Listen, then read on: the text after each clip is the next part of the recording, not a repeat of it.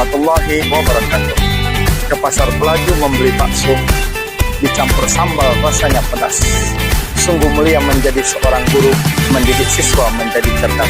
Salam hangat dan salam bahagia. Perkenalkan, nama saya Mustamiruddin LCMHI. Saya merupakan salah satu guru di Madrasah Aliyah Negeri 1 Palembang, Provinsi Sumatera Selatan.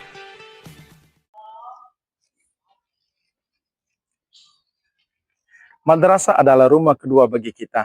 Di sini kita tidak hanya belajar, tapi tempat kita tumbuh bersama. Bagaimana caranya agar suasana belajar lebih menyenangkan dan produktif? Kuncinya adalah dengan menciptakan lingkungan belajar yang positif dan menerapkan strategi pembelajaran yang inovatif. Kita bisa membangun kelas yang inklusif, di mana setiap murid merasa dihargai dan memiliki kesempatan untuk berkembang. Assalamualaikum. Waalaikumsalam.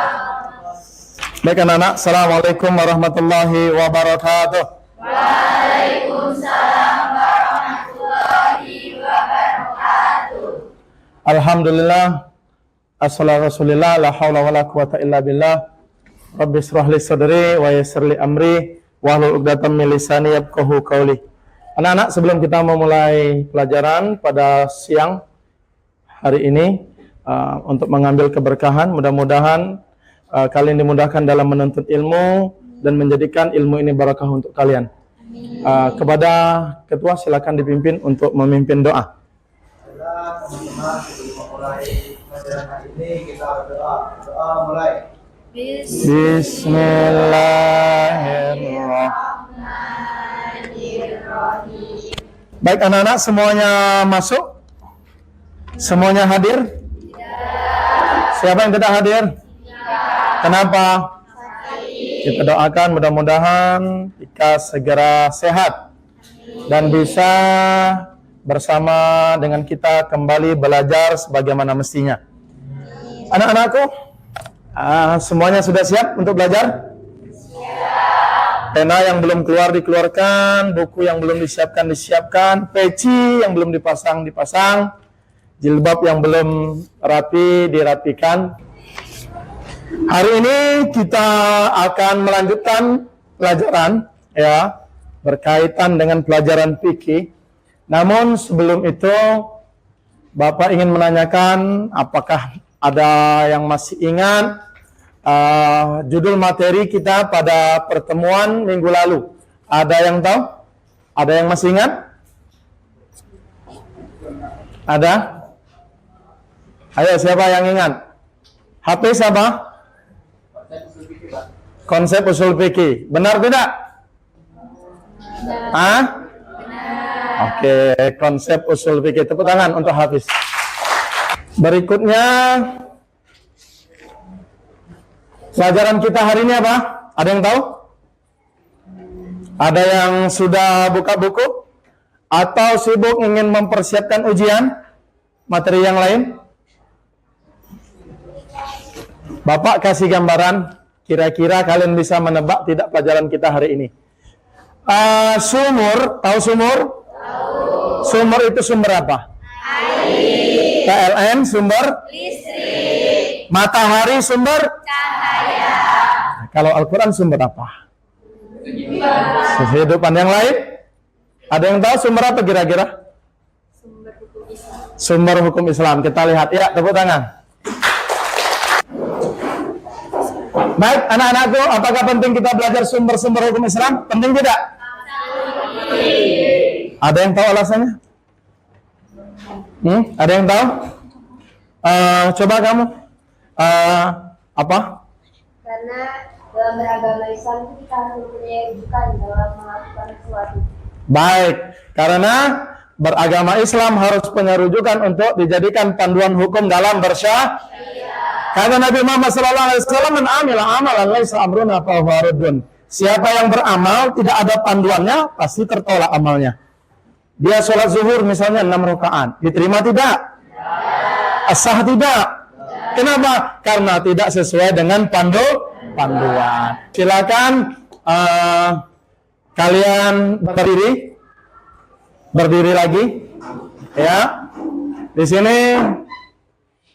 Oke, nggak apa-apa, begini nggak apa-apa, boleh. Baik, Kalau saya bilang, ya agak jaga jarak sedikit, ayo. Oke. Siap. Antonim dari yang saya ucapkan. Oke, siap. Masuk barisan. Kalau saya bilang kanan, jawabnya lakukan apa? Kiri. Kalau saya bilang kiri, lakukan? Baik, siap? Oke, saya bilang kanan. Sudah dapat mangsa belum? Kiri. Kanan. Kiri. Tepuk. Baik, tepuk tangan untuk kita semua. Itu untuk mengetes konsentrasi otak kalian. Anak-anak yang dirahmati oleh Allah Subhanahu wa taala,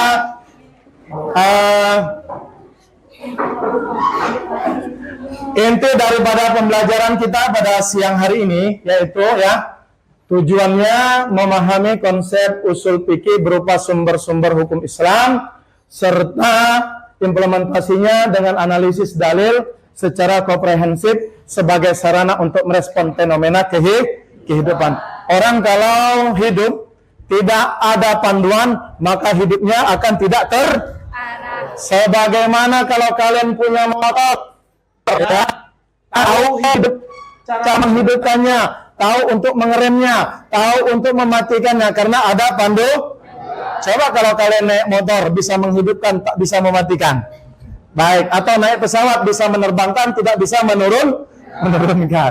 Baik anak-anakku yang dirahmati oleh Allah Subhanahu wa taala, nanti rangka pembelajaran kita setelah ini kalian membentuk kelompok, setelah itu nanti kalian mengamati video yang akan Bapak berikan kepada kalian, terus nanti diskusi antar saya dengan kalian jika memang dibutuhkan, terus juga diskusi sesama siswa kelompok terkait dengan apa yang kalian lihat ya, apa yang kalian analisa. Berikutnya juga nanti kalian mengerjakan tugas di LKPD sesuai instruksi yang telah saya berikan ya, sesuai dengan kelompok masing-masing.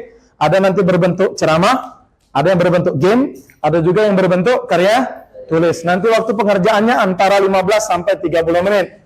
Selanjutnya nanti saya akan mengecek ya keseriusan kalian dalam menyelesaikan tugas. Selanjutnya kalian diskusi ya antar saya dan antar kelompok, lalu kalian menampilkan karya hasil daripada diskusi. Baik. Berikutnya anak-anakku yang dirahmati oleh Allah Subhanahu wa taala, kita masuk yang pertama yaitu silahkan bentuk kelompok. Kelompok sesuai dengan hobi kalian masing-masing. Kamu punya hobi? Hobi kamu apa? Hah?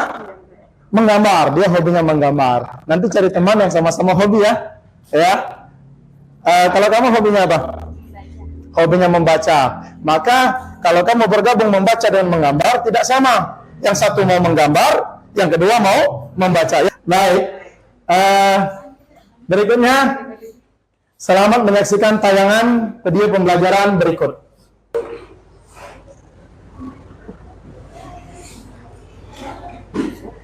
Baik, yang pertama apa? Adalah Al-Quran. Al-Quran ditinjau dari segi secara bahasa berasal dari kata qara ayat ra'u, Quranan yang artinya apa? Bacaan.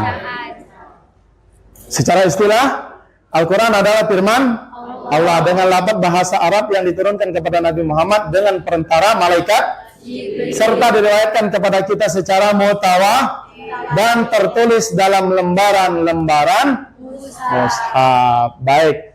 Tahu lembaran mushaf yang sering kalian lihat? Baik. Isi pokok kandungan Al-Quran apa saja? Yang pertama apa?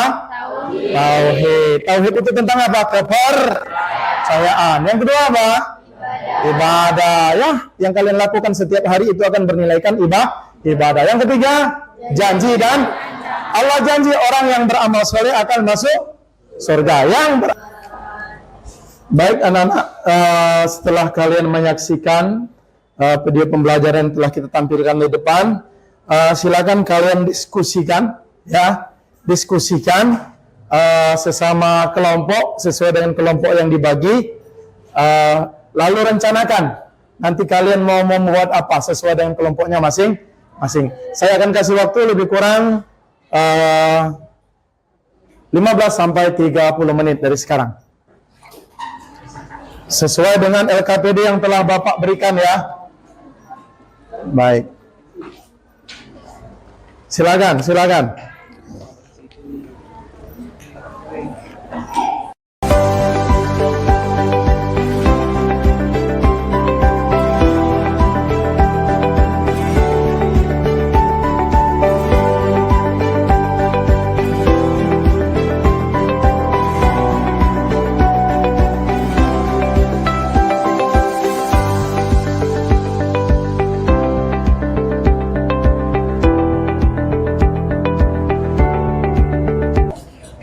Oke anak-anakku, ada yang sudah selesai?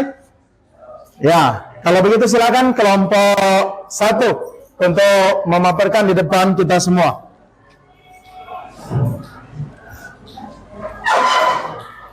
Perkenalkan diri. Assalamualaikum warahmatullahi wabarakatuh. Waalaikumsalam warahmatullahi wabarakatuh. Saya Riani akan mempresentasikan atau memaparkan hasil dari kelompok 1. Yang pertama itu tentang Al-Quran.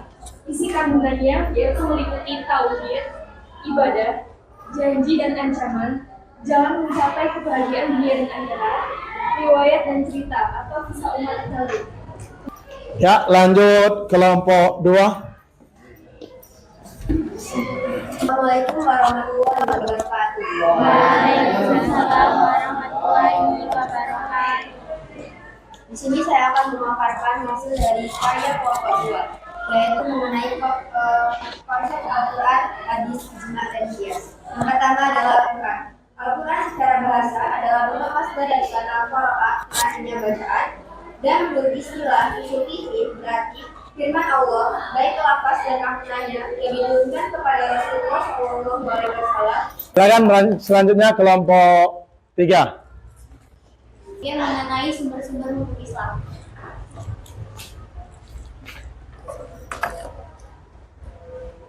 Sumber Hukum Islam yang disepakati, Al-Quran, hadis. Ada yang mau ditanyakan? Silakan.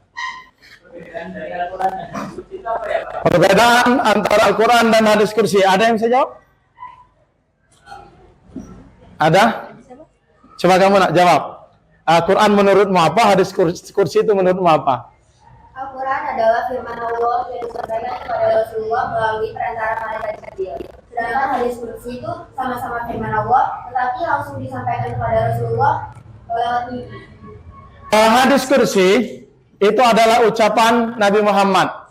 Ya, ucapan Nabi Muhammad. Tapi dari Allah.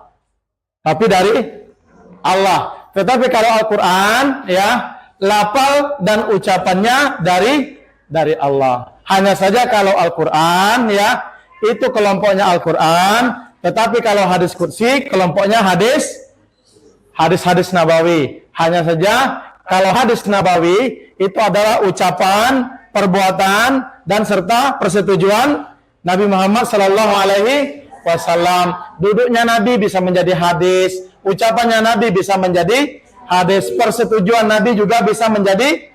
Sedangkan hadis kursi itu adalah perintah atau informasi atau hukum dari Allah Subhanahu Wa Taala, yang mana itu sumbernya dari Allah tapi lafadznya dari Rasulullah Sallallahu Alaihi Wasallam. Berbeda dengan Al-Quran, dari Allah semuanya termasuklah lafalnya. Mungkin itu baik. Silakan disimpulkan materi kita hari ini. Silakan.